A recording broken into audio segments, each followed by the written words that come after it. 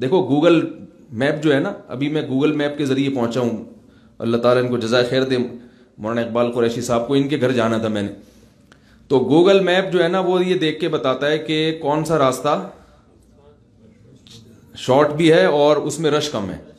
तो मैं जाते जाते ना गूगल ट्रैप में टड़ंग की आवाज आती है एकदम, जब वो उसका मैप घूमता है ना, यानी वो अपना रास्ता चेंज करता है, तो उसमें एक आवाज आती है टड़ंग की। तो वो एक टड़ंग की आवाज आई, मैंने कहा ये क्या हो गया। तो वो उसने रास्ता तब्दील कर लिया और एक नोटिस सा आया कि वो रास्ता क्या हो गया, रश है उसमें। यानी वो आसमान से बैठे हुए वो देख रहा होता है कि भाई इस पे चूंकि ट्रैफिक बढ़ गया है, लिहाजा अब ये वाला रास्ता हमने क्या कर दिया, छोड़ दिया, अब इधर से निकल लो, पतली गली से निकलो। अब समझ में आ रही है बात।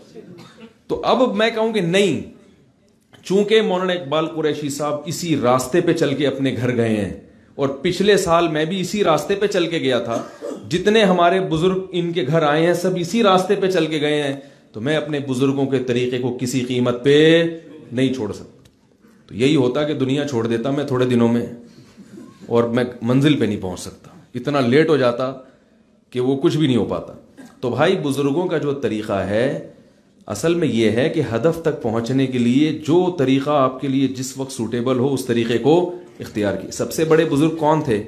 रसूलुल्लाह सल्लल्लाहु अलैहि वसल्लम। आपकी सीरत को देखें, नबी सल्लल्लाहु अलैहि वसल्लम ने कभी जंग लड़ी है, कभी दिफा पर इक्तिफा किया है। ग़ज़वे खंदक में चूंकि चारों तरफ से हमला था, बस खंदकें खुदवाई हैं कि दिफा पे इक्तिफा करो, बढ़ चढ़ के हमला, बोले ना भाई क्या हो गया, नहीं।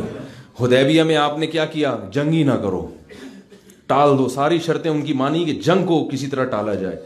तो आप सल्लल्लाहु अलैहि वसल्लम की सीरत में हमें सब कुछ मिलता है, किस वक्त ज़माने के लिहाज से आप अपनी तरतीब को चेंज कर रहे हैं।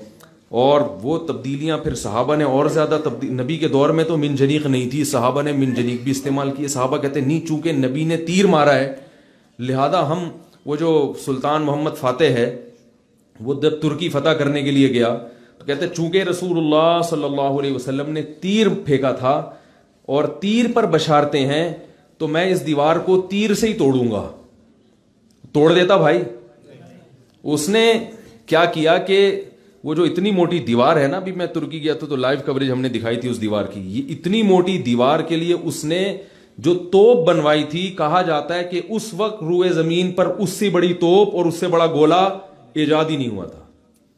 वो जब तोप और इतने बड़े बड़े गोले जाके लगे हैं ना उसके, फिर जाके वो दीवार में कुछ दरारें पड़ी हैं।